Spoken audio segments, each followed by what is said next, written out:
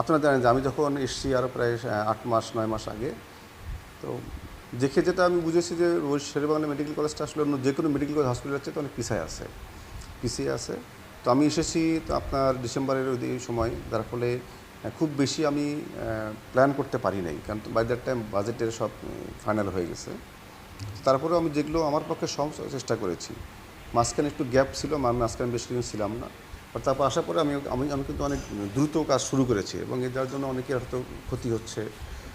এখন যে মূল বিষয়টা হচ্ছে যে আপনার যে ধারণ ক্ষমতা আমাদের 500 বা 1000, অ্যাডমিনিস্ট্রেটিভ অর্ডার 1000, এর চাইতে রুগী থাকতেছে প্রায় 2500, অনেক বেশি। যার জন্য এই লোডটা কিন্তু সব কিছুর উপরে পড়ছে আপনার, ফার্মেসির উপরে, ডিসপেন্সারির উপরে, ল্যাবের উপরে, বাথরুমের উপরে, জায়গা প্লেসের উপরে। তো এর ভিতরেও দীর্ঘদিনের একটা মানুষের একটা কমফোর্ট জোন আছে, ওখান থেকে বের হয়ে আসতে আমার সহজে চায় না। তো আমি যেটা করেছি, আমি একটু এখন কিন্তু অনেক ড্রাস্টিক অ্যাকশানে গিয়েছি, যে বিশেষ করে যে যারা একটু অনিয়ম করছে ট্রলির ব্যাপারে, তারপর বিভিন্ন জায়গায় যে অনিয়ম আছে, আমি কিন্তু অনেককে পানিশমেন্ট দিয়েছি, অনেকে বের করে দিছি, এবং এখন কিন্তু বাইরের কোনো স্বেচ্ছাসেবক একেবারেই বন্ধ করে দিচ্ছি। এবার তারপরে ভিতরে কিছু কিছু থাকে। আমি যেমন সেদিন একজনকে ধরলাম, ট্রলিতে সে বাইরে থেকে আসছে।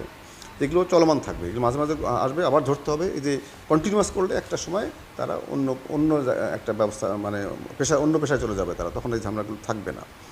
আর দুর্নীতি এবং এসব বাড়ানোর সবচেয়ে বড় জিনিসটা হচ্ছে আপনার সক্ষমতা বৃদ্ধি করা। আমার যে ল্যাবের সক্ষমতা বৃদ্ধি না হয়, রেডিওলজির সক্ষমতা বৃদ্ধি না হয়, তাহলে রুগী তো বাইরে যাবেই। তা আমরা অলরেডি অটোমেশনে প্রায় শেষের দিকে, আশা করি 10-15 দিনের মধ্যে আমরা অটোমেশনটা অন এয়ার দিতে পারবো, মানুষ সুবিধা পাবে। ল্যাবের পরে আমরা ধরবো রেডিওলজি, তারপরে ধরবো কাউন্টারে অটোমেশন করতে তখন আরও সহজ হবে আমাদের জন্য, এবং যে ওই সব কাজ তখন করতে পারবে না। আর চলমান আন্দোলনের ব্যাপার যদি আমি বলি, যে তাদের দাবিগুলো কিন্তু এমন না যে আমরা জানি না, আমরা সবই জানি, এবং আমরা এই উপর কাজ করছি, এবং তারা এবং ওই দাবিগুলোর সাথে কিন্তু কোনো সংঘর্ষ নাই। দাবি 100% ঠিক আছে, আমরা ওগুলো কাজ করছি, বাট একটু সময় লাগে, সব কিছু দ্রুত হয় না।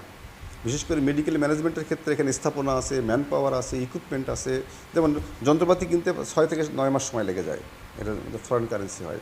ম্যান পাওয়ার অলরেডি গভর্নমেন্ট কিন্তু রিক্রুটিং শুরু করছে, অক্টোবরের মধ্যে ডাক্তার আসবে, সেপ্টেম্বরের মধ্যে নার্স আসবে, হ্যাঁ। তো এইভাবে কিন্তু আস্তে আস্তে বাড়বে, বাট একটু সময় লাগবে। যদি আপনি 1 থেকে 3 মাস একটু সময় দেন, দেখবেন যে শেরেবাংলার অনেক দৃশ্যমান কিছু ডেভেলপমেন্ট হয়েছে। আর যদি স্পেসিফিক আমি বলি, দেখবেন যে সিসিইউ আমরা নতুন করে তৈরি করছি, সিসিইউর অবস্থা খুবই খারাপ।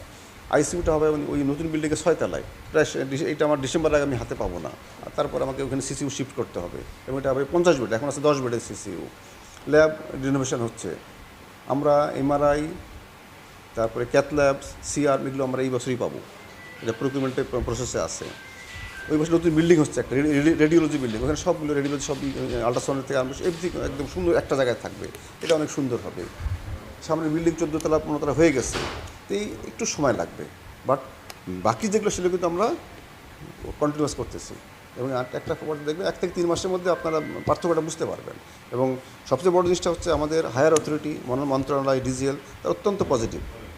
আমার সাথে রেগুলার কথা হচ্ছে, এবং তারা খুব শীঘ্রই একটু দিবেন আমাদেরকে, যত দ্রুত সম্ভব আমাদেরকে হেল্প করবেন, এবং আমার বিশ্বাস বরিশালবাসী একটা ভালো হাসপাতাল অল্প সময়ের মধ্যেই পাবে।